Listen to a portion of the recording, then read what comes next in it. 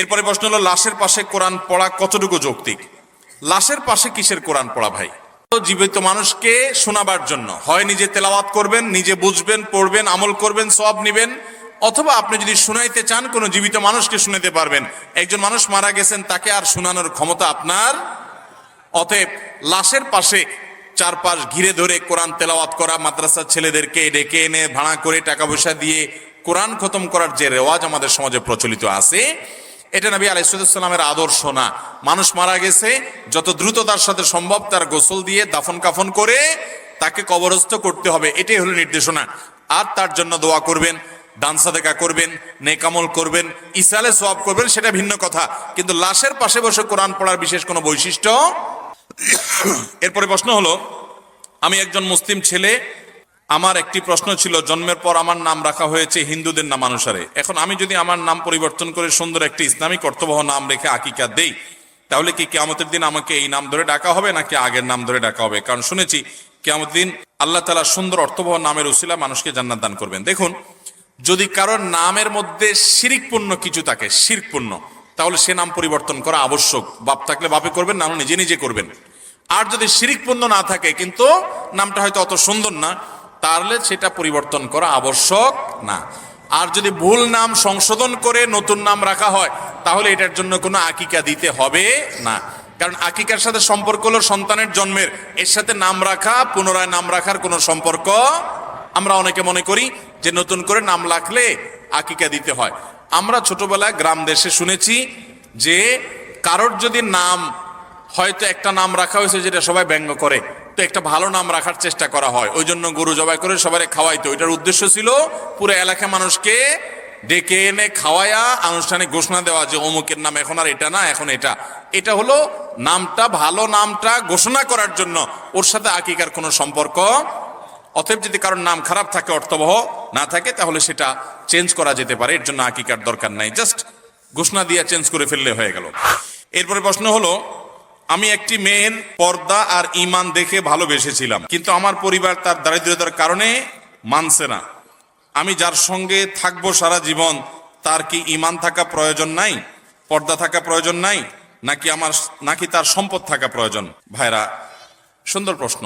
বহু যুবক আছে, যদিও আগে ভুলটা বলি, কোনো মেয়ে পর্দানসীন, কোনো মেয়ে দিনদার নামাজি, এটা দেখে আপনি তাকে ভালোবাসছেন, মানে প্রেম করছেন। বিয়ের আগে এই 2 নম্বর কাজটাকে নাম দিছে আমাদের সমাজে কি? প্রেম। এটা নাকি ভালোবাসা? আরে ভাই, ভালোবাসাটা হবে লিগাল, স্বামী স্ত্রীর ভালোবাসা, সেটা হবে প্রকৃত ভালোবাসা। যাই হোক, যদি মেয়ে ধার্মিক হয়, দিনদার হয়, সে আবার প্রেম করে কেমনে? তাহলে বোঝা গেল এই মেয়ের ধার্মিকতায় ঘাটতি এবং কমতি আছে।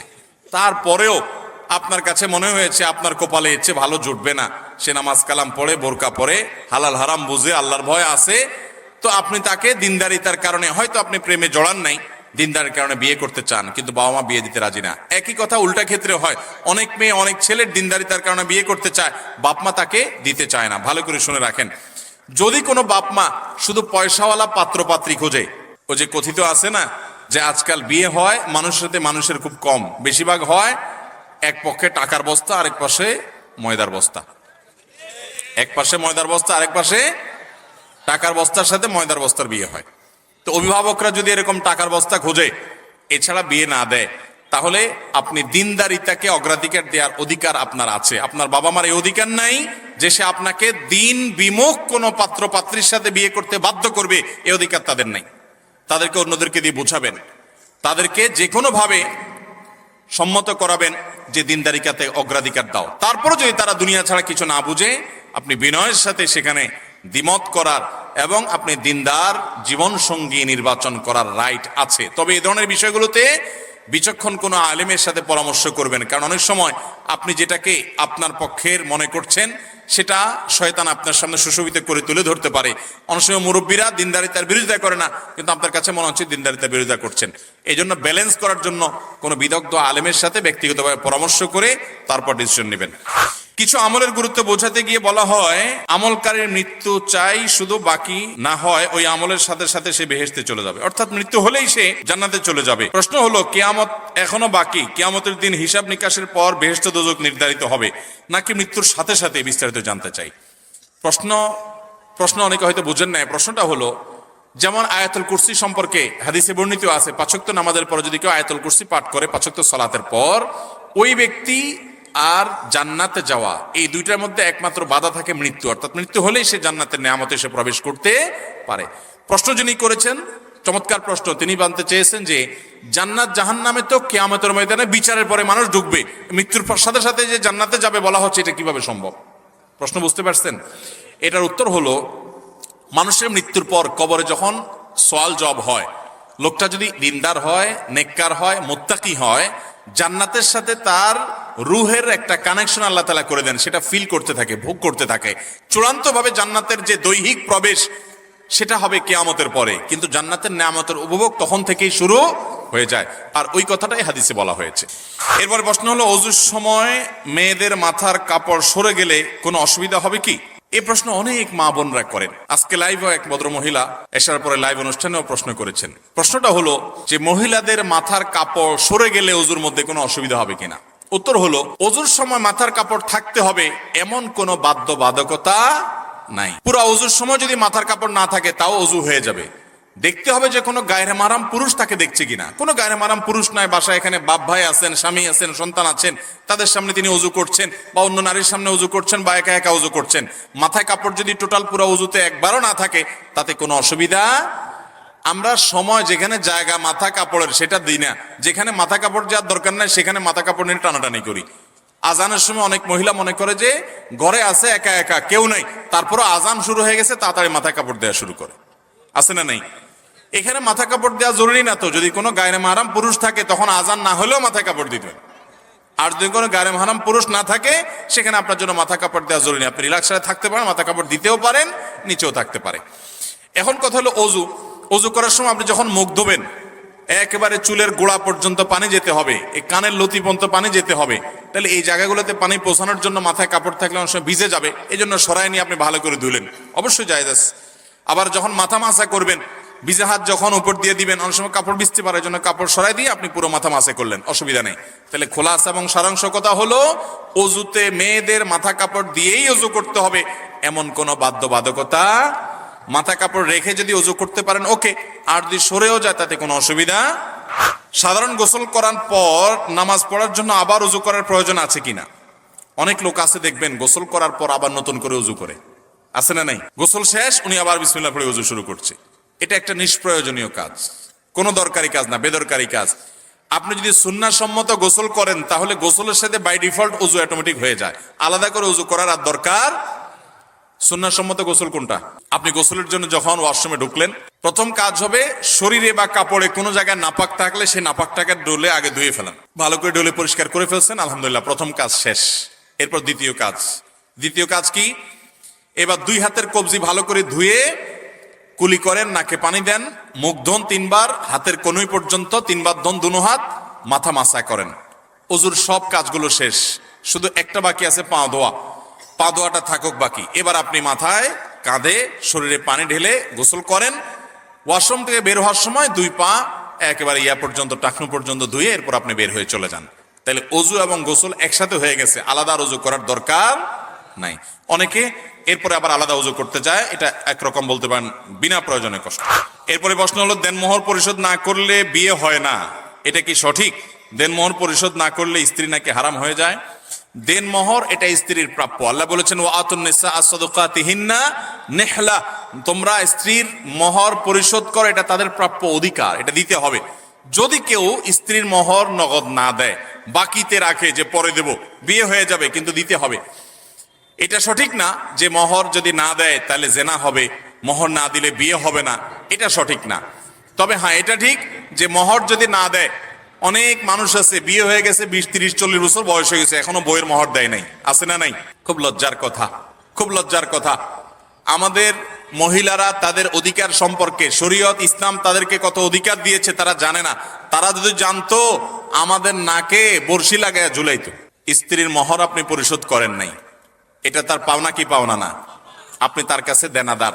অতএব কথা নিচের দিকে তাকায় বলবেন, উপর দিকে না, কারণ আপনি তার কাছে কি দেনাদার। দেনাদারের মুখ বেশি উপরে উঠার কথা, নিচের দিকে তাকায় থাকবেন। এবং আমি প্রায় বলি দরখাস্ত লিখবেন বউয়ের কাছে, যদি মনে হয় যে এত টাকা মহর ধরছে মুরব্বীরা যে এই টাকা দেওয়ার ক্ষমতা আমার নাই, কামাই করে 20-30 হাজার টাকা, মহর ধরছে 20 লাখ টাকা, কেমনে দেবো, কিন্তু ধরে ফেলছে, আপনি তখন রাজি হয়ে গেছেন, কাজ হয়ে গেছে, এখন আর কিছু করার নাই, দিতেই হবে, মরে যাবেন, এই বউ কিয়ামতের ময়দানে বলবে চান্দু মোহর দিয়ে সামনে আগাও, কোনো রক্ষা হবে।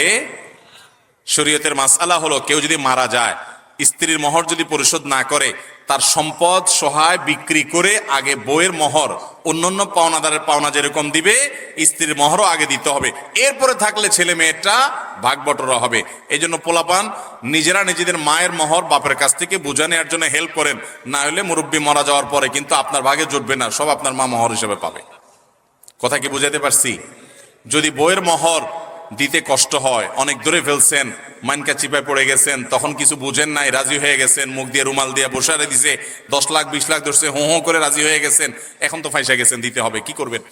এবার বইয়ের কাছে মোহর লেখেন, দরখাস্ত লেখেন, বরাবর বরাবর সম্মানিতা স্ত্রী, বিষয় মোহর কমিয়ে দেওয়ার আবেদনপত্র, যথাবিহিত সম্মান প্রদর্শন পূর্বক নিবেদন এই যে আমি আপনার অবাগা হতবাগা কপাল পড়া স্বামী, আমি একজন ফকির মিসকিন গরিব মানুষ, আমার যে মোহর ধার্য করা হইয়াছে 10-20-30 লাখ টাকা, ইহা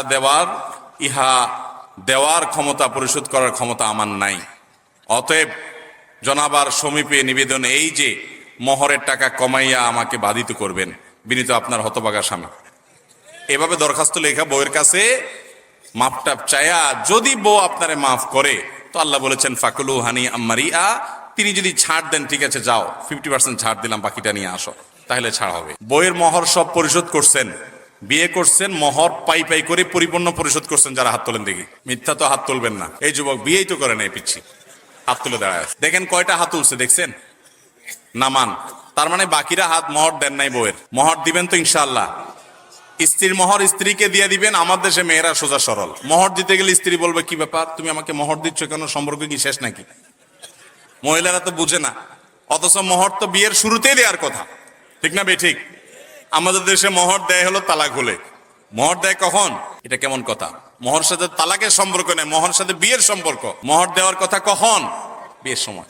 আমাদের মেয়েরা যদি নবী করিম সাল্লাল্লাহু আলাইহি ওয়াসাল্লাম মেয়ে ফাতেমার মতো সচেতন হতো, শরীয়তের মাসআলা জানতো, তো আমাদের কপালে দুঃখই ছিল। ফাতেমা রাদিয়াল্লাহু তাআলা আনহা, তার সাথে যখন আলী রাদিয়াল্লাহু তাআলার বিয়ে ঠিক হয়, উনি নিজে নবী সাল্লাল্লাহু আলাইহি ওয়াসাল্লামের কাছে আর্গুমেন্ট করেছেন যে আমার মোহর অগ্রিম চাই, আগে পরিশোধ করে দিতে হবে। সাফ সাফ কথা। আজকাল যদি কোনো মেয়ে এরকম চায়, ছেলেরা বলবে ওরে বাবা রে, এই ডাইনির সাথে ঘর কেমনে করবো, অথচ এটা তার অধিকার, তার চাওয়ার রাইট আছে।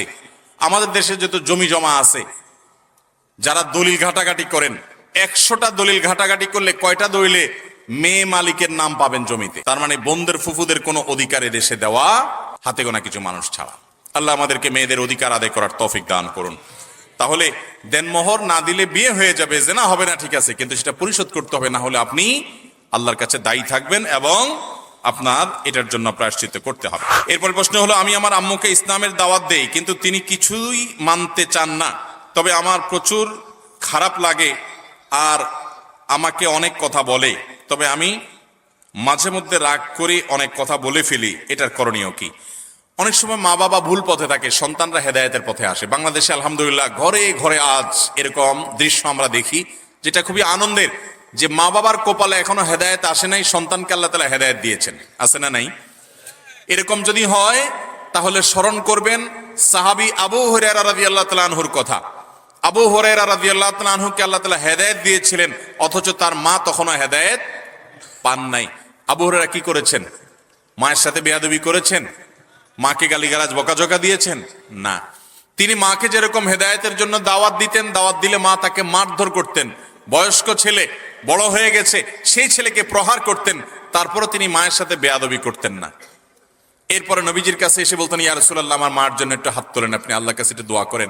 নবীজি আল্লাহর কাছে দোয়া করে দিয়েছেন যে আল্লাহ আবু হুরায়রার মাকে হেদায়েত দান করেন। আবু হুরায়রা বাসায় গিয়ে দেখেন রাদিয়াল্লাহু তাআলা আনহু যে তার মাকে আল্লাহ তাআলা হেদায়েতের জন্য প্রস্তুত করে দিয়েছেন, তিনি ঈমান এনেছেন। অতএব মা বাবাকে হেদায়েতের জন্য চোখের পানি ফেলবেন, দোয়া করবেন, অন্যদের মুরব্বীদের নেককারদের দোয়া চাইবেন, এবং সেই সাথে মা বাবাকে হিকমতের সাথে বিনয়ের সাথে দাওয়াত দিবেন। তারা যদি কটু কথা বলেও আপনি পাল্টা কটু কথা বলবেন না। মনে রাখবেন, মা বাবা এমন এক বিষয় যে আল্লাহ তাআলা বলেছেন তারা যদি তোমাকে কুফরি করতে বলে, তোমার মা যদি তোমাকে 2 নম্বরই করতে বলে, খারাপ কাজ করতে বলে, আল্লাহর অবাধ্য হতে বলে, ফালা তুতি'হুমা, তাহলে মা বাবার সেই কথা মানবা না। ওয়া সাহিবহুমা ফিদ দুনিয়া মারুফা, কিন্তু দুনিয়াতে মা বাবার সাথে সুন্দরভাবে জীবন যাপন করবা। বিধায় মা বাবার সাথে বেয়াদবি কোনো যুক্তিতে করা যাবে না। এরপরে প্রশ্ন হলো, মুসলমান কি কাজ করলে কাফের হয়ে যায়? মুসলমান সে যদি ইসলামের কোনো বিষয়কে অস্বীকার করে, আল্লাহর কোনো বিধানকে নিয়ে তাচ্ছিল্য করে, ব্যঙ্গ করে, তখন সে কি হয়? কাফের হয়ে যায়। তখন সে ইসলাম থেকে খারিজ হয়ে যায়। আল্লাহর কোনো একটা বিধান আছে, সে বলে না এটা আমার কাছে যৌক্তিক মনে হয় না। আল্লাহ রাব্বুল আলামিন কোনো নির্দেশ দিয়েছে, সেটা নিয়ে তাচ্ছিল্য করে। অনেক সময় দেখবেন যুবকরা নিজের কোনো এক বন্ধু দাড়ি রেখেছে, আপনি দাড়ি রাখেন নাই, আপনি দাড়ি না রাখার কারণে আপনি গুনাহগার হবেন, কাফের হবেন না। কিন্তু কেউ দাড়ি রেখেছে, তার দাড়িকে অপমান করে, অপদস্থ করে, তাচ্ছিল্য করে কোনো কথা বললেন, সাথে সাথে কি হবে? ঈমান চলে। এটা খুব ডেঞ্জারাস একটা বিষয়। কেউ যদি মনে করে আল্লাহর বিধান এখন আর অচল, এখন অন্যটা সচল, তাহলে সে ইসলাম থেকে খারিজ হয়ে যাবে। ঈমান ভঙ্গের অনেকগুলো গুরুত্বপূর্ণ দিক আছে। আল্লাহর ইবাদত করতে হয়, সিজদা আল্লাহকে করতে হয়। কেউ গিয়ে কোনো মাজারে, কোনো পীরকে সিজদা করছে, সেও ইসলাম থেকে খারিজ হয়ে যাবে, মুশরিক হয়ে যাবে। বিদা ভাইরা আমার, এই সমস্ত বিষয়গুলো ঈমান থেকে মানুষকে খারিজ করে দেয়। এরপর প্রশ্ন, আমি বিয়ে করতে চাই কিন্তু আমি মাদ্রাসায় পড়তেছি, পরিবারের অবস্থা ভালো নয়, বিয়ে করলে পড়াশোনা করতে পারবো না, আর বিয়ে করা ছাড়া থাকাটা অনেক কষ্ট হচ্ছে। আমি পড়াশোনা করতে চাই এবং এর থেকে বাঁচতে চাই, এখন আমি কি করব? আমার ঈমান আমল ঠিক রাখতে চাই। অনেক যুবকদের এই প্রশ্ন, কারণ যুবকদের চরিত্রকে ধ্বংস করার জন্য হাজার হাজার জাল বিছিয়ে রেখেছে শয়তান। আজ যুবকরা নিজেদের চরিত্র বাঁচাতে পারছে না, কঠিন হয়ে যাচ্ছে। যুবকদেরও করণীয় আছে। নাম্বার 1, হারামের জায়গাগুলো, ফিতনার জায়গাগুলো থেকে সরে আসতে হবে। আল্লাহ কোরআনে বলেছেন, ওয়ালা তাকরাবুজ জিনা, তোমরা জিনার কাছেও যেও, কারণ আল্লাহ জানেন এটা এমন একটা জায়গা, কাছে গেলে আর সে ফিরে আসাটা তার জন্য টাফ হবে। এজন্য কোনো মেয়ের সাথে প্রয়োজন ছাড়া ইনবক্সে গিয়ে ইটিস পিটিস আলাপ সালাপ, কেমন আছেন আপা, বাড়ি কোথায়, কি খাইছেন, কোন দেশে বাড়ি, কি পড়ালেখা করেন, এই বেহুদা আলাপ শুরু করবেন। এরপর আস্তে আস্তে শয়তান আপনাকে নিচে নামায় ফেলবে, কোথায় চলে গেছেন এরপর টেরও পাবেন। আল্লাহ রাব্বুল আলামিন এমনি এমনি পর্দার বিধান দেন নাই। প্রথমে এক নজর দেখবেন, এরপরে জল্পনা কল্পনা করবেন, এরপর একটু নম্বর নিবেন, ফেসবুক আইডি নিবেন, হাই হ্যালো হবে, আলাপ সালাপ হবে, এরপরে যেতে যেতে কোথায় চলে যাবেন? আপনার পড়াশোনা ধ্বংস হতে পারে, ক্যারিয়ার ধ্বংস হতে পারে, সব শেষ হতে পারে, মা বাবার অবাধ্য হতে পারেন, অসামাজিক হতে পারেন, আল্লাহর নারফরমান হতে পারেন, অনেক কিছু হয়ে যেতে পারে, পরে টেরও পাবেন না। এই জন্য আল্লাহ তাআলা বলেছেন, আগে থেকে বাদ দাও। সেকুলার এবং ইসলাম, এই দুইটা লাইফস্টাইলের মধ্যে পার্থক্য হলো, ইসলাম বলে আগে থেকে বাদ দাও, আর সেকুলার এই সিস্টেম বলে যে না, যার যা খুশি তা করো, যুবকরা যা খুশি তা দেখো, যা খুশি তা শুনো, সব আকাম কুকাম করো, আবার খবরদার কারোর উপরে চড়াও হইও না, নিজেকে নিয়ন্ত্রণ করো। How funny! এর চাইতে হাস্যকর আর কি হতে পারে? যুবকদের যৌবন নষ্ট হওয়ার জন্য যত ব্যবস্থা আছে সব রেখে দিবেন। বিজ্ঞাপন, চকলেটের, পুরা বোর্ডের মধ্যে 5% জায়গা চকলেটের ছবি আছে, আর বাকি 30, 40, 50, 60, 70% জায়গা ধরে একজন বিবস্ত্র নারী। অ্যাডভার্টাইজ কি নারীর শরীরের না চকলেটের? চকলেটের জন্য মাত্র 5% জায়গা বরাদ্দ হলো, ওটা কি চকলেটের বিজ্ঞাপন হলো?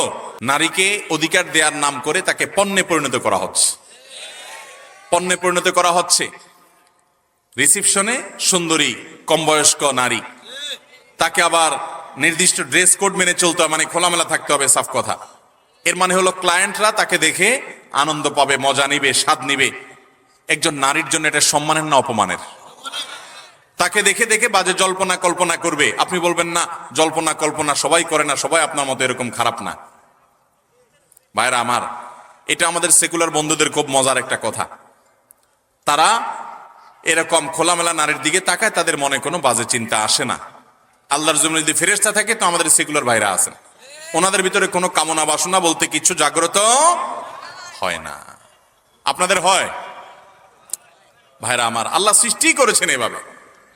বিধায় নিজের যৌবনকে হেফাজত করার জন্য জেনার জায়গাগুলো থেকে অনেক আগে থেকে বাদ দিতে হবে। চোখের হেফাজত করতে হবে, চোখের পর্দা করতে হবে। নারীরা তাদের সৌন্দর্যের পর্দা করবে, ছেলেরা তাদের চোখের পর্দা করবে, সমান্তরাল ভাবে চলবে।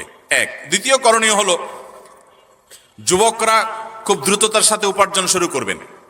আমি যখন মাদ্রাসায় পড়ি, বয়স আমার অনেক কম, তখন থেকে আমি উপার্জন শুরু করি। উপার্জন অনেক আগে থেকে শুরু করবেন, বেকার বসে থাকবেন না। এই যে কিশোর গ্যাং তৈরি হচ্ছে, এই যে যুবকরা নানান বিপথে চলে যাচ্ছে, কুপথে চলে যাচ্ছে, বখাটে হচ্ছে, এগুলোর অন্যতম একটা কারণ হলো এদের কোনো কাজ কাম নাই। যদি কাজ কাম থাকতো তো রাত 3টা বাজে ওই বিশ্বকাপ দেখার জন্য জেগে থেকে আশপাশে মিছিল বাইর করে মানুষের ঘুম হারাম করতো না। ওর সকাল 9টা বাজে ডিউটি থাকতো, ওরে টাকা দিয়া রশি দিয়া বেঁধেও কেউ বিশ্বকাপ খেলা দেখাতে পারতো না। যেহেতু কোনো কাজ কাম নাই, বেকার, দেশে বেকারের সংখ্যা দিন দিন বাড়ছে, এই জন্য দেখবেন ফাউল কাজের সংখ্যাও দিন দিন। অতএব যুবকরা যারা বিয়ে করতে চান, যেখানে যাই এরকম একটা চিরকুট আমাদের ধরায় দেন, মুরব্বীদেরকে বোঝানোর জন্য, আপনাদেরকে তাড়াতাড়ি বিয়ে দেওয়ার জন্য। আপনারা নিজে টাকা পয়সা কামাই করা শুরু করেন না কেন? টাকা পয়সা কামাই করা শুরু করলে মেয়ের বাপরা এমনি টেনে ছুঁড়ে নিয়ে যাবে। নিজেরা টাকা পয়সা কামাই করবেন না, বাপের মাথার উপরে বসে বসে খাবেন, আবার বিয়ে করে আরেকটাকে আইনা খাওয়াইতে বলবেন। এটা কোন ধরনের কথা? অতএব দ্বিতীয় করণীয়, 1 নম্বর করণীয় হলো জেনার জায়গাগুলো থেকে বাঁচেন, তাহলে আপনি গুনাহ থেকে বাঁচতে পারবেন। দ্বিতীয় করণীয় হলো উপার্জন শুরু করে দেন বিসমিল্লাহ পড়ে। ছাত্র জীবনে উপার্জন করা যায়, তাহলে বেহুদা কাজ থেকে বাঁচতে পারবেন এবং স্ত্রীর ভরণ পোষণ মোহরের ব্যবস্থা করতে পারবেন। বাপের মুখের দিকে সারা বছর তাকায় থাকতে হবে না ইনশাআল্লাহ। আর তৃতীয়ত মুরব্বীদের দায়িত্ব, আমি সব জায়গায় বলি, বাবারা চাচারা যারা আছেন কান খাড়া করে শুনেন। আপনার সন্তান উপযুক্ত হওয়ার পর আর দেরি করবেন না। আপনি যদি তথাকথিত পায়দানোর নাম দিয়া ছেলেকে বুড়া বানায় ফেলান, 25, 30, 35 বয়স পর্যন্ত নিয়ে যান, তাহলে আপনার এই সন্তান তলে তলে যে জেনা, ব্যভিচার, মনের জেনা, চোখের জেনা লিপ্ত হবে, এর দায়ভার সে তো তারটা বহন করবে, আপনাকেও বহন করতে হবে। আমি প্রায় বলি, আমাদের বাপ চাচা মুরব্বীরা যারা আছেন, 70-এর ঘরে যাদের বয়স, 60-এর উপরে যাদের বয়স হয়ে গেছে, খোঁজ খবর নিয়ে দেখেন, ওনাদের বেশিরভাগ বিয়ে হয়ে গেছে খুব অল্প বয়সে। 20 বছর, 21 বছর, 22 বছর বয়সে বেশিরভাগ চাচারা বিয়ে করছে। খবর নেন, 90% তাই পাবেন। আপনাদের বাপেরা আপনাদেরকে বিয়ে দিয়েছে অনেক অল্প বয়সে, অথচ এত অল্প বয়সে বিয়ে না দিলেও চলতো। আপনাদের এত অল্প বয়সে বিয়ে না দিলেও চলতো, কারণ তখন এত ফিতনা ছিল। এখন যত ফিতনা বের হয়েছে, আপনার চাইতে আরো আর্লি আপনার ছেলেকে বিয়ে দেওয়া উচিত, আপনার মেয়েকে বিয়ে দেওয়া উচিত। বাবারা, আপনারা জানেন না পোলাপান এখন কোন গলি গলি ঘুরে, কোন চিপা চাপায় ঘুরে, আপনারা জানেন না। আপনি শুধু মসজিদে যান, বাড়িতে আসেন, আর মনে করেন ছেলে আইসা লম্বা লম্বা সালাম দেয় ফেরেশতার মতো। এই ছেলে মেয়ে তারা হাজার হাজার ফিতনার হাতছানি তাদেরকে ডাকছে। তাদের চরিত্র বাঁচাবার জন্য তাদেরকে অবশ্যই উপযুক্ত হওয়ার পর আর বিলম্ব না করে বিয়ের ব্যবস্থা করুন। আল্লাহ তাআলা আমাদের মুরব্বী চাচাদেরকে হেদায়েত দান করুন, তাদের দিলগুলোকে আল্লাহ তাআলা নরম করে দেখ। যুবকদেরকে আল্লাহ হেদায়েত দান করুক, তারা বেকার কাজ ছেড়ে উপার্জন করা শুরু করে দেখ। চেষ্টা করবো তো ইনশাআল্লাহ। এরপরের প্রশ্ন হলো, কিছু মানুষ মসজিদে জায়নামাজ বিছিয়ে জায়গা দখল করে রাখে, বিশেষ করে ঈদের নামাজের সময় এই কাজটি অনেক বেশি দেখা যায়, এটা কতটুকু শরীয়ত সমর্থন করে? ভাইরা আমার, আমাদের দেশে অপকর্মটা বিভিন্ন মসজিদে ঈদগাহে হয়। মসজিদে ইমাম সাহেবের পেছনে 4-5টা জায়নামাজ দখল করা থাকে, এগুলাতে কেউ বসতে পারে না, কারণ এখানে অমুক সাহেব তমুক সাহেব তারা বসে। আছে না না এরকম? এই কাজটা পরিষ্কার গুনাহের কথা। এরকম জায়নামাজ দিয়ে জায়গা দখল করা জায়েজ। যদি এমন হয় যে আপনি জায়নামাজ নিয়ে এসে বসেছেন, জায়নামাজ নিয়ে এসে বাসা থেকে বসেছেন, এখন আপনি ওয়াশরুমে গেছেন 2 মিনিট 4 মিনিটের জন্য ওযু করতে গেছেন, তাহলে এখানে আপনি আপনার জায়গা যেহেতু বসছেন আগে এসে এটা রেখে গেলেন, এটা একটা পর্যায়ে গ্রহণযোগ্য। কিন্তু আপনার আসার খবর নাই, আগে থেকে মুয়াজ্জিনকে দিয়ে একটা জায়নামাজে দখল করে থুয়ে দিয়েছেন, আসবেন সবার শেষে যায় দাঁড়াবেন জায়নামাজে। এই মাতবরি, এই সর্দারি এবং এই মাস্তানি দুনিয়ার সব জায়গা চললেও মসজিদে চলবে। মসজিদে যে আগে আসবে সে আগে বসবে, এখানে আগে জায়গা দখল রাখা সম্পূর্ণ নাজায়েজ এবং গুনাহের কথা। এটা মসজিদের সাথে বেয়াদবি, আল্লাহর শানে বেয়াদবি। মসজিদে আসছেন গোলামি করতে, গোলামের আবার সেখানে কিসের ভাবসাব যে আমার সামনে জায়গা থাকবে? আপনি বলবেন আমি মসজিদের মোতাওয়াল্লি সাহেব, কোন মোতাওয়াল্লি সাহেবের জন্য জায়গা রাখা জায়েজ নাই। আপনি মোতাওয়াল্লি, এই জায়গাটা আপনি আল্লাহকে দান করে দিয়েছেন না দেন নাই? আল্লাহকে যখন দান করে দিয়েছেন, এরপরে আবার ওই জায়গাতে আপনার কোনো সে থাকতে পারে? এখন অন্য 10 জন মুসল্লি আর আপনার মধ্যে কোনো পার্থক্য? এরপরে যে আপনার ভাবসাব আর খবরদারি সেখানে জাহির করতে চান, তাহলে বুঝতে হবে যে আপনার দান ভালো করে হয় নাই। আপনি আগে আসবেন, আগে বসবেন, পরে আসবেন, পরে বসবেন। কোনো মানুষকে বাধাগ্রস্ত করে ইমাম সাহেবের পিছনে 5-7টা 10টা জানামাজ রাখে, এটা জাহিলি যুগের আইয়ামে জাহিলি যুগের মানুষের বর্বরতা। এটা কোনো সভ্যতা নয়, এটা শরীয়তে কখনো জায়েজ হতে পারে, কোনো আলেম এটাকে জায়েজ বলার কোনো সুযোগ নেই। আল্লাহ আমাদের মুরব্বীদেরকে হেদায়েত দান করুন। তারা আগে আসলে আগে বসবেন, পরে আসলে পিছনে বসবেন। মসজিদে এসে জুমার দিনে যদি মানুষের কাঁধ ডিঙ্গায় ডিঙ্গায় সামনে যায়, নবী করিম সাল্লাল্লাহু আলাইহি সাল্লাম জাহান্নামের ব্রিজ অতিক্রম করে জাহান্নামে যাওয়ার সাথে তুলনা করেছেন। অতএব এই কাজটা কখনো করা যাবে। মসজিদের ইমাম সাহেব, মুয়াজ্জিন সাহেবরা মুরব্বীদেরকে বিনয়ের সাথে বুঝাবেন এবং তাদেরকে আহ্বান করবেন যে আমরা মসজিদে আল্লাহর গোলামি করতে আসছি, গোলামি করতে এসে আবার কোনো ভাবসাব থাকা উচিত না। দোকানদার বিশ্বাস করে আমাকে তার ক্যাশে বসায়, আমি না বলে কিছু টাকা সরাই, এখন ফেরত দিতে চাই, কিন্তু তাকে বলে দিলে ফিতনা হবে, করণীয় কি? হতে পারে এরকম, অনেক ভাই কোনো কোম্পানিতে জব করেছেন, তখন কোম্পানির টাকা তিনি অবৈধভাবে নিজের পকেটে নিয়েছেন, সরিয়ে নিয়েছেন, আল্লাহর ভয় ছিল না। যখন আল্লাহর ভয় এসেছে, তার ঈমান তাজা হয়েছে, তিনি আলহামদুলিল্লাহ সেই টাকাগুলো ফেরত দিয়ে প্রায়শ্চিত্ত করতে চান। এটা কি অ্যাপ্রিসিয়েট এবং অভিবাদন করার উপযুক্ত কিনা বলেন? এটা ভালো কাজ না? মনে রাখবেন, একটা সমাজ সবচেয়ে সভ্য এবং ভালো সমাজে পরিণত হবে তখন যখন সমাজে মানুষ আল্লাহ ভীরু হবে, যখন মানুষের মধ্যে কি থাকবে? আল্লাহর ভয়।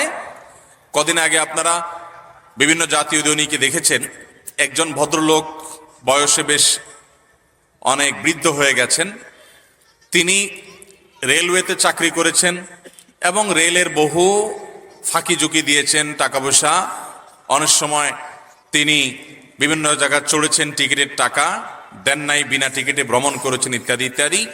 পরবর্তীতে তিনি রেল কর্তৃপক্ষের সাথে সাক্ষাৎ করে দেখা করে তার সকল টাকার আনুমানিক সর্বোচ্চ এর বেশি হবে না এরকম একটা ফিগার তিনি সরকারি ঘরে জমা দেওয়ার জন্য হাজির হয়েছেন। তার ভিতরে এই চেতনা আসার একমাত্র কারণ হলো আল্লাহর ভয়, আল্লাহর ভয় ছাড়া আর কিছু। অতএব যদি কারোর এরকম বোধোদয় হয়, সে সৌভাগ্যবান যে মৃত্যুর আগে আগে সে নিজেকে শুধরাবার সুযোগ পেয়েছে, আলহামদুলিল্লাহ। এখন কথা হলো, আপনি যে দোকানে চাকরি করেছেন, যে কোম্পানির কাজ করেছেন, সেখান থেকে টাকা আপনি সরিয়েছেন, হারাম কাজ করেছেন, এখন সেই কাজগুলোকে আপনি, সেই টাকাগুলো আপনি কি করবেন? উত্তর হলো ওই মালিককে আপনি ফেরত দিবেন। এখন কথা হলো, মালিককে যদি বলে ফেরত দিতে যাই তখন উল্টা ঝামেলা হবে। যদি ঝামেলা হবে মনে হয় তাহলে এক কথা, আর না হলে আরেক কথা। অনেক লোক আছে, তাকে এটা বলে দিলে সে বরং আরো খুশি হবে, বরং সে আপনার থেকে হয়তো নিবেও না, ঠিক আছে তোমার ভিতরে বোধোদয় আসছে, আমি তোমাকে মাফ করলাম। আর যদি বলে দিলে আপনার ইতস্তত বোধ হয়, তাহলে আপনি বলে দেওয়ার দরকার নেই, যে কোনো ভাবে তার অ্যাকাউন্টে টাকাটা পাঠিয়ে দেন, তার বিকাশ নম্বরে টাকাটা ঢুকায় দেন, এটা খামে করে দিয়ে বলেন এটা আপনার পাওনা টাকা, কিসের টাকা এত কথা জিজ্ঞেস করেন না, এটা আপনি পাবেন, বাস রেখে দেন। বিভিন্ন ভাবে তার অ্যাকাউন্টে যে কোনো ভাবে টাকাটা ঢুকাই দিলে আপনি দায়মুক্ত হবেন। আর যদি ওই লোককে খুঁজে পাওয়া না যায়, তাহলে তার পক্ষ থেকে দান করে দিবেন। আমি 2004-05 সনের দিকে ঢাকার এক মসজিদে আমি যখন নামাজ পড়াই, এক ভদ্রলোক সরকারি বড় একজন কর্মকর্তা ছিলেন। তিনি কয়দিন পর পরই তার জমি জমা দান করেন, অমুকটা অমুক গরিব মানুষকে দিয়ে দেন, মাদ্রাসায় দিয়ে দেন, মসজিদে দিয়ে দেন, অনেক বেশি একসাথে দিয়ে দেন। উনি আমার কাছে একবার এসে বললেন, হুজুর ছেলে মেয়েরা তো পারলে আমাকে মারে। আমি বললাম সমস্যা কি? বলে যে সমস্যা হলো এত বেশি দান করি, একটা জায়গা পাইছি, এটা একজনকে দিয়ে দিছি, ওইটা একটা মাদ্রাসাকে দিয়ে দিছি, ওইটা একটা এতিমখানাকে দিয়ে দিছি। এগুলো দেখে আমার সন্তানরা বলে মানুষ তো দান করে, তাই বলে গোটা জমি ধরে এইভাবে এত এইভাবে দেয়, তাহলে তো আমরা রাস্তা বিক্রি হয়ে যাবে কয়দিন পরে। তাই আমি বললাম ছেলেরা তো ঠিকই বলছে, আপনাকে এত বেশি দান করতে কে বলছে? দানের তো একটা সীমা আছে। নবী করিম সাল্লাল্লাহু আলাইহি সাল্লাম বলেছেন, তুমি এত বেশি দান করে থুয়ে যাও না যে সব দান করে থুয়ে গেলা আর তোমার সন্তানরা পরে মানুষের কাছে হাত পাতলো, তাদের জন্য কিছু রেখে যাওয়া, এটা নবী সাল্লাল্লাহু আলাইহি সাল্লামের আদর্শ। আপনি দানও করেন, তাদের জন্য কিছু রেখে যান, এটা তো ঠিক। তখন ভদ্রলোক আমাকে বলল, হুজুর আপনি আমার দুঃখটা বুঝলেন না। বললাম বলেন না, দুঃখ কি আপনার? বলেন যে দুঃখ হলো ভাই, সরকারি চাকরি করেছি, অল্প কিছু বেতন পাইছি, এই বেতনের টাকায় সংসার এবং ছেলে মেয়েদের পড়ালেখার খরচ চালাইতেই কষ্ট হইতো। আমার যত জমি জমা আছে, যত অ্যাসেট আছে, এর বেশিরভাগই হলো 2 নম্বর টাকা। এখন ছেলেদেরকে তো আর এটা বলতে পারি না, মেয়েদেরকে তো এটা বলতে পারি না, সব চুরি ডাকাতির টাকা, সব টিন চুরি গম চুরির টাকা, ত্রাণের টাকা চুরির টাকা, এটা টাকা সেটা টাকা, এগুলো করে করে আমি এগুলো করছি। এখন যখন আমার মধ্যে এই বোধ জাগ্রত হয়েছে যে এটা আমার জন্য হারাম এবং আল্লাহর কাছে আমার এর জন্য জবাবদিহি করতে হবে, সেজন্য আমি প্রায়শ্চিত্ত করতে চাই। মালিক খুঁজে খুঁজে এখন আর দেওয়া সম্ভব না, কোথায় চাকরি করছি, কার কাছ থেকে ঘুষ খাইছি, কারে কোথায় খুঁজে পাবো, এই জন্য এখন দিয়ে দিয়ে আমি মুক্ত হতে চাচ্ছি, কিন্তু সন্তানরা রাজি না। ভাইরা আমার, মৃত্যুর আগে আগে প্রতিটা হারাম টাকা হয় মালিককে, আর মালিককে দেওয়া সম্ভব না হলে, খুঁজে পাওয়া না গেলে গরিব দুঃখীকে দান করবেন, ওই মালিককে সওয়াবের নিয়তে, নিজে সওয়াবের নিয়ত করা ছাড়া। তাহলে ইনশাআল্লাহ দায়মুক্ত হতে পারবেন। অতএব মালিককে যদি না পান বা দেওয়া না যায় একান্ত, তাহলে অন্য কোনো গরিব দুঃখীকে দান করবেন, ওই মালিকের তরফ থেকে তাকে সওয়াব দেওয়ার উদ্দেশ্যে। ইনশাআল্লাহ আল্লাহ তাআলা আপনাকে দায়মুক্ত করবেন। এরপরে প্রশ্ন হলো, আমাদের এলাকায় ধর্মীয় অনুষ্ঠানে হিন্দুদের দোকান থেকে মিষ্টি ব্যবহার করা হয়, এই এলাকায় কোনো মুসলমানের দোকান নাই এমন নয়, তাহলে এটা কি জায়েজ হবে? দেখুন, কোনো খাবার হিন্দুর দোকান থেকে কিনলে হারাম হয়ে যাবে, ব্যাপারটা কিন্তু সেরকম না। দেখতে হবে যে খাবারটা পাক কিনা। যদি কোনো হিন্দু খাবারের মধ্যে কোনো নাপাক মেশায়, তাহলে সেটা নাপাক হবে, যার কারণে এটা খাওয়া হালাল হবে না, কেনা হালাল হবে। আবার কোনো মুসলমানও যদি একই কাজ করে, সেটাও কি হবে? হারাম হবে, সেটা কেনা জায়েজ হবে। তবে এটা ঠিক যে আপনি সন্দেহপূর্ণ মনে হলে সেটা অ্যাভয়েড করে, যেটা সন্দেহপূর্ণ নয় সেটাকে অগ্রাধিকার দিবেন। কথা বুঝেন নাই? যদি মনে হয় যে এখানে সন্দেহ আছে হারাম মেশানোর, নাপাক মেশানোর, তাহলে সেটা অ্যাভয়েড করবেন। বাট এটা জরুরি না। হিন্দুদের সাথে কেনা বেচা করা জায়েজ আছে না নাই? খ্রিস্টানদের সাথে কেনা বেচা করা জায়েজ আছে না নাই? সাহাবা ইকরাম করেছেন, নবী সাল্লাল্লাহু আলাইহি ওয়াসাল্লাম করেছেন। তাদের সাথে সাধারণ সকল লেনদেন করা ইসলামে জায়েজ আছে। এরপর প্রশ্ন হলো, আপনি সৌদি আরব থেকে দেশে চলে আসার কারণ কি ছিল? এটা কোনো প্রশ্ন হলো? ভাই, সৌদি আরবে আমি 10 বছর ইসলামিক অ্যাফেয়ার্স মন্ত্রণালয়ের অধীনে সেখানকার ইসলামিক সেন্টারে, দাম্মামের পশ্চিম দাম্মাম ইসলামিক সেন্টারে আমি বাংলা ভাষায় মানুষকে দাওয়াতের কাজ, ইসলাম প্রচারের কাজ, দোবাসীর কাজ, এটা আমি করতাম আলহামদুলিল্লাহ 10 বছর। ডক্টর খন্দকার আব্দুল্লাহ জাহাঙ্গীর রহমাউল্লাহর সাথে যখন দুবাইতে সাক্ষাৎ হয় পিস টিভির প্রোগ্রাম রেকর্ডিংয়ে, তখন আমি তার সাথে পরামর্শ করি যে 10 বছর তো হয়ে গেল, এখন আমার কি করা উচিত? তিনি বললেন, আপনার দেশে ফিরে যাওয়া উচিত। এরকমটি তিনি আমাকে আভাস দিলেন এবং বললেন যে আমি নিজেও সৌদি আরবের রিয়াদে আল ইমাম ইউনিভার্সিটিতে সর্বোচ্চ ডিগ্রি পিএইচডি আমি সেখান থেকে অর্জন করি, এবং বর্তমান সৌদি বাদশার হাতে, তখনকার তিনি রিয়াদের প্রিন্স কিং ছিলেন, রিয়াদের গভর্নর ছিলেন, তার হাতে তিনি বললেন যে আমি গোল্ড মেডেল পাই, সর্বোচ্চ সম্মাননা পাই, সর্বোচ্চ ছাত্রের, শিক্ষার্থীর, যোগ্য শিক্ষার্থীর সার্টিফিকেট পাই, কিন্তু এরপরেও আমি আমার মাতৃভূমিতে ফিরে এসেছি এখানকার মানুষের মাঝে দাওয়াতি কাজ, সামাজিক কাজ, সেবামূলক কাজ করবার জন্য। তখন আমি স্যারের এই কথা থেকে বুঝলাম যে উনিও আমাকে উৎসাহ দিচ্ছেন দেশে ফিরে আসার জন্য। তখন আমরা সিদ্ধান্ত নিয়ে পারিবারিকভাবে চলে আসা পরিকল্পনা করি। আলহামদুলিল্লাহ আমাদের সহকর্মীরা অনেকে এখনো আছেন, অনেকে আরো থাকবেন, সেখানে লাক্সারিয়াস লাইফ লিড করার সুযোগ আছে। কিন্তু দেশে কাজ করা এটা নানা দিক থেকে চ্যালেঞ্জিং, অনেকটা আসতে হয় সম্পূর্ণ শঙ্কার মধ্যে, কিন্তু আল্লাহর পরে ভরসা করে চলে আসতে হয়। আমাদের অনেক তরুণ ভাইয়েরা আছেন যারা আমেরিকাতে যাওয়ার জন্য, ইউরোপে যাওয়ার জন্য, কানাডাতে, জার্মানিতে, বিভিন্ন দেশে একটু হালুয়া, রুটি, পনির, বার্গার খাওয়ার জন্য, পিজা খাওয়ার জন্য, সুন্দর পরিবেশে থাকার জন্য সিরিয়াল ধরে কিভাবে সেখানে যাবেন। সেখানে যান শিক্ষা অর্জন করার জন্য, শিক্ষা শেষ নিজের দেশে ফিরে আসেন, এদেশকে গড়ে তোলেন, এদেশকে কিছু দেন। আমি জানি এদেশকে দেওয়া এত সোজা না, এদেশকে দিতে গেলে আপনাকে বরং উল্টা আরো অনেক কিছু সহ্য করতে হবে। সৎভাবে চলতে গেলে এদেশে অনেক বাধা হয় জানি, এরপরেও দিন শেষে দেশটা আমার, আমি এদেশের মানুষ, আমার যোগ্যতা অনুযায়ী এদেশকে আমাকে দিতে হবে। আমি আরেক জায়গায় গেলে সুখে থাকলাম, এটা কোনো আদর্শ মানুষের লাইফ হতে পারে। হ্যাঁ, কেউ যদি সেখানে দাওয়াতের উদ্দেশ্যে থাকে, ইসলাম প্রচারের জন্য থাকে, দেশের কল্যাণে, মানুষের কল্যাণে থাকে, ভিন্ন কথা। অনেকে আছে পশ্চিমা দুনিয়াতে যে দেশে যা জমি জমা ছিল, ভিটা বাড়ি ছিল, এগুলো বিক্রি করে নিয়ে ওখানে ঘর বাড়ি জমায়, আছে না নাই? খুবই দুঃখজনক কথা। অমুসলিম প্রধান এলাকায় বিশেষ করে যদি আপনি বসবাস করেন, আপনি নিশ্চিত থাকতে পারেন আপনি কষ্টে মষ্টে ইসলামের উপরে থাকলেও আপনার জেনারেশন ইসলামের উপরে থাকবে না, তারা বেঈমান হয়ে যাবে। কারণ অমুসলিমদের প্রভাবে, ভিন্ন ধর্মের মানুষের প্রভাবে তারা প্রভাবিত হবে। একটা জেনারেশন হয়তো আপনার ছেলে মেয়েকে আপনি বাঁচায় রাখতে পারবেন, কিন্তু তারপরের জেনারেশন আর টিকায় রাখতে পারবেন, এবং এর জন্য আল্লাহর কাছে আপনাকে জবাবদিহি করতে হবে। যেন নবী সাল্লাল্লাহু আলাইহি ওয়াসাল্লাম বলেছেন, লা তুসাকিনুল মুশরিকিনা ওয়া লা তুজামিউহুম ফামান সাকানাহুম আও জামাআহুম ফালাইসা মিন্না ফালাইসু মিন্না ওয়ালাস্তু মিনহুম। নবী সাল্লাল্লাহু আলাইহি ওয়াসাল্লাম বলেছেন, কেউ যদি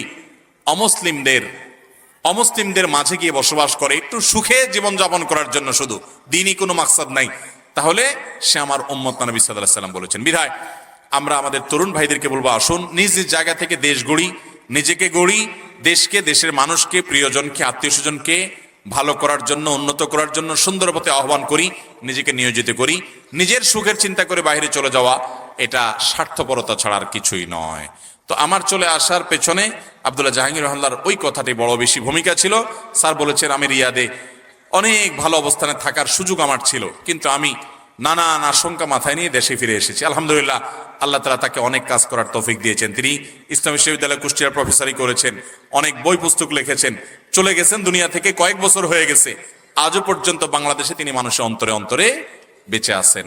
আল্লাহ রাব্বুল আলামিন স্যার রাহিমাহুল্লাহর মতো উন্নত আখলাক আমাদেরকে সবাইকে দান করুন। ভাইরা আমার, আমরা আর দীর্ঘায়িত করতে চাই না, কারণ রাত কম হয়নি, আমাদেরকে আবার ফজর নামাজ পড়তে হবে। আমরা এই দীর্ঘ সময় অনেকগুলো কথা শুনেছি। আল্লাহ রাব্বুল আলামিন যা শুনেছি, যা জেনেছি, সেগুলো অনুযায়ী আমাদের সবাইকে আমল করার তৌফিক দান করুন। শেষ হয় নাই, বসেন বসেন, কয়েক মিনিট একটু বসেন। ভাই, আমরা যে আলোচনা করেছি, আলোচনার আলোকে আমি কিছু পুরস্কার দিব। সর্বপ্রথম প্রশ্ন দিতে পারবেন, হাত তুলবেন। আমি আজকে 10টা অপরাধের কথা বলেছি, যে অপরাধগুলোর শাস্তি আল্লাহ তাআলা দুনিয়াতে নগদ দিবেন। শুধুমাত্র অপরাধগুলো একটা একটা করে বলে দিতে হবে, লিস্টটা বলে দিতে পারবে 10টা। ওই ভাই আগে হাত তুলছে, দাঁড়ান, বলেন। মা বাবার অবাধ্য হওয়া, অসম্মান করা 1, কারোর প্রতি জুলুম অবিচার করা 2, আত্মীয়তার সম্পর্ক ছিন্ন করা 3, মিথ্যা কথা 4, আমানতের খেয়ানত করা 5, ওটা তো জুলুমের মধ্যে চলে গেল। হ্যাঁ, কোন মানুষকে অপমান করা 6, কি করা? লোক দেখানো ইবাদত করা, মানুষের কাছে বাবা পাওয়ার ধান্দায় ভালো কাজ করা 6, নেয়ামতের নাশুকরি করা, হ্যাঁ 7, কেনা বেচায় মিথ্যা প্রতারণার আশ্রয় নেওয়া, মানুষকে ঠকানো, হ্যাঁ ওইটা 9 গেছে। 10 নম্বর হলো কুফরি করা এবং বিভিন্ন পাপাচারে লিপ্ত হওয়া। মাশাআল্লাহ মাশাআল্লাহ, 10টা মুখস্থ করে ফেলছেন আপনি এই বসায়। আর কার কার মুখস্থ আছে বলেন? সবার মুখস্থ? আচ্ছা, আপনি আসেন। হ্যাঁ, ওই যে ভলান্টিয়ার ভাই, বলেন, আপনি বলেন। মা বাবার অবাধ্য আচরণ করা, অন্যের প্রতি জুলুম করা, আত্মীয়তার সম্পর্ক ছিন্ন করা, কথায় কথা মিথ্যা বলা, আমানতের খেয়ানত করা 5, মানুষকে অপমান করা 6, লোক দেখানো ইবাদত 7, কেনা বেচা কাস্টমারের সাথে মিথ্যা বলা, প্রতারণা করা, ফাঁকি ঝুঁকি দেওয়া 8।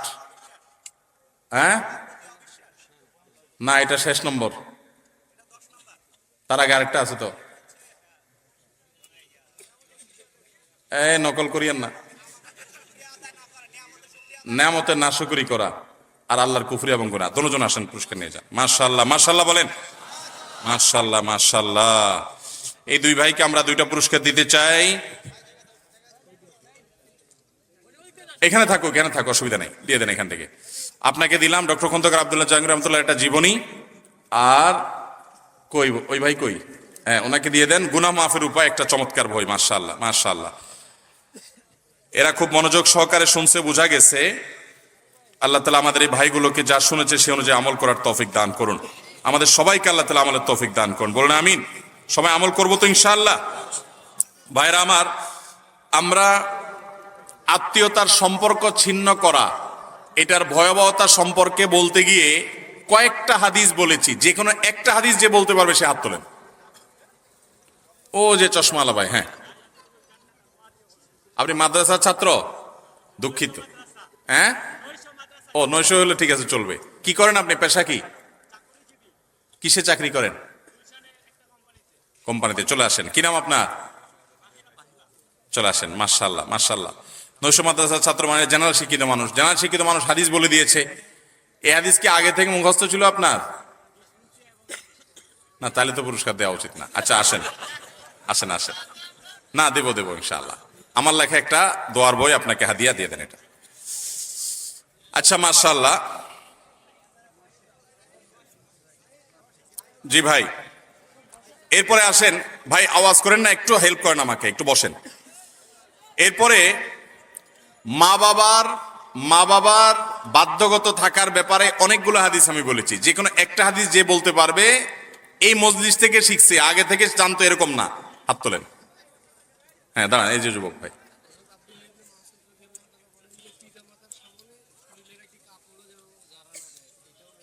আব্দুল্লাহ ইবনে আব্বাস রাদিয়াল্লাহু তাআলা আনহু, মাসউদ না। মাশাআল্লাহ, দিয়ে দেন পুরস্কার, উত্তর সঠিক। মাশাআল্লাহ মাশাআল্লাহ। আল্লাহ তাআলা কবুল করুন আপনাকে। মাশা আল্লাহ, মাশা আল্লাহ, মাশা আল্লাহ, জাযাকুমুল্লাহ খাইর। আচ্ছা,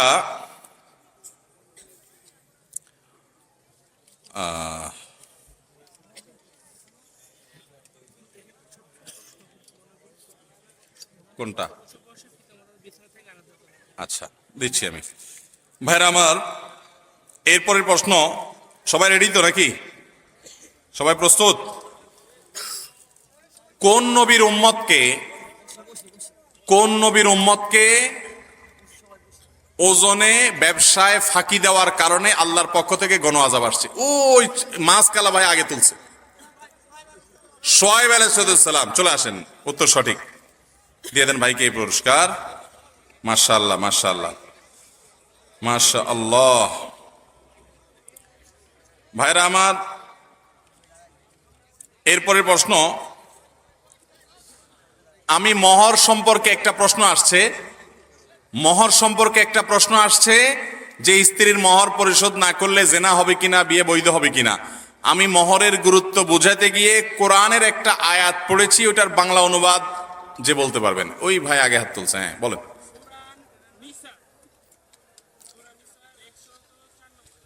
আয়াত বলেন, আয়াত বাংলা বললেই হবে।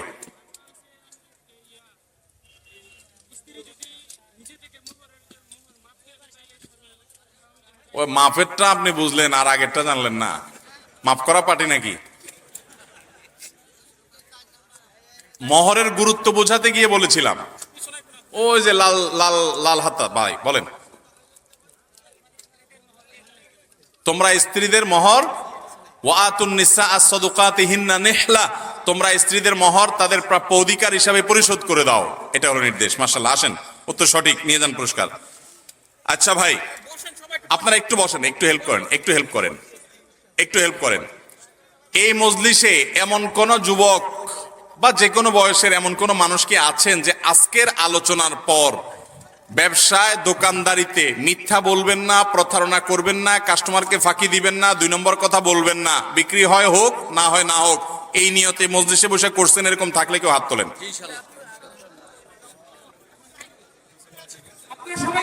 ওই যে কালো কালো টুপিওয়ালা, হ্যাঁ, আপনি কি করেন? কিসের চাকরি? আপনি চাকরি করেন? আর কে হাত তুলছিল? আচ্ছা বসেন, আপনি তো চাকরি করেন, আমরা একটু ব্যবসায়ী খুঁজতেছিলাম। হ্যাঁ যুবক দাঁড়ান। ফার্নিচারের দোকানদারি করেন আপনি? এক কাঠরে আরেক কাঠ বলে বেচেন? মাশাআল্লাহ, তা আপনি আগে থেকে ভালো, তাইলে আর আপনার পুরস্কার দেবো কেন? আমি তো নতুন ভালো খুঁজতেছি, তারপরও দাঁড়াইছে ভাই, ভাইকে এটা পুরস্কার দিয়ে দেন। মাশাআল্লাহ, মাশাআল্লাহ। ভাইরা আমার, এবার আমার প্রশ্ন হলো, একটু সহযোগিতা করেন সবাই, একটু বসেন। এবার আমার প্রশ্ন হলো, আজকের পুরো আলোচনা এবং প্রশ্নোত্তর থেকে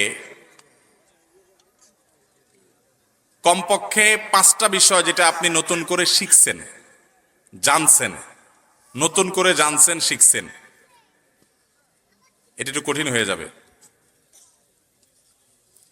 আচ্ছা দরকার নাই। আজকের আলোচনা থেকে, আলোচনা চলাকালীন সময় যারা মনে মনে নিয়ত করছেন যে এই খারাপ কাজটা আমি এবার ছেড়ে দিলাম, আর করব না, ওই যে যুবক আধা হাত তুলছিল না, আবার হাত নামায় ফেলছে, ওই যে টুপিওয়ালা ভাই দাঁড়ান, টুপিওয়ালা, আচ্ছা হ্যাঁ যুবক পাঞ্জাবিওয়ালা, এই যে পাঞ্জাবিওয়ালা, হ্যাঁ তুমি আগে হাত তুলছিলা, হ্যাঁ বলো। মা বাবার সাথে ভালো ব্যবহার করবা, আর এখন নিয়ত করে করে বলিও না, আলোচনার ফাঁকে ফাঁকে যে নিয়ত করছে সে। কি করো তুমি? কিসের ব্যবসা করো? কাঁচামালের। মাশাআল্লাহ, সৎ ব্যবসা করবা, তাতে তো টাকা পয়সা সেটা হবে না, গাড়ি বাড়ি হাঁকানো যাবে না, তারপর নিয়ত করেছো, আল্লাহ তাআলা তৌফিক দান করুক। চলে আসো। আপনাদের সবাইকে পুরস্কার দেওয়া উচিত, কিন্তু আমি গরিব মানুষ, এত পুরস্কার কোত্থেকে দিব? প্রত্যেকটা মাহফিলে আমরা চেষ্টা করি কিছু কিছু পুরস্কার দেওয়ার জন্য। এই যুবক ভাই সৎ ব্যবসা করবেন, পুরস্কার, আমার পুরস্কার রাত কয় পয়সার দাম আছে ভাই, আরশ আজিমের মালিক আপনাকে পুরস্কার দিবে ইনশাআল্লাহ। আমরা সবাই সৎ জীবন যাপন করবো তো ইনশাআল্লাহ। আল্লাহ তাআলা আমাদের সবাইকে সততার সাথে জীবন যাপন করার তৌফিক দান করুক। আমরা আজকে যা শুনলাম, জানলাম, বুঝলাম, সেই অনুযায়ী আল্লাহ তাআলা আমল করার তৌফিক দান করুক। সবাই নিয়ত করবো তো ইনশাআল্লাহ।